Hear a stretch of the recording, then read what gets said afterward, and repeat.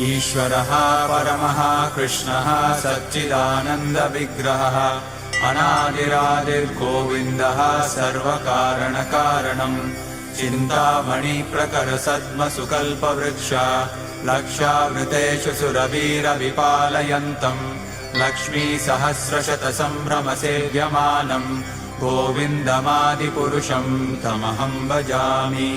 वेणुं क्वनन्तमरविन्ददलायताक्षम् बर्हावतं समसिताम्बुदसुन्दराङ्गम् कन्दर्पकोटिकमनीयविशेषशोभम् गोविन्दमादिपुरुषं तमहं भजामि। आलोलचन्द्रकलसद्वनमाल्यवंशी रत्नाङ्गदं प्रणयकेलिकलाविलासम् श्यामं त्रिभङ्गललितं नियतप्रकाशम् गोविन्दमादिपुरुषं तमहं भजामि।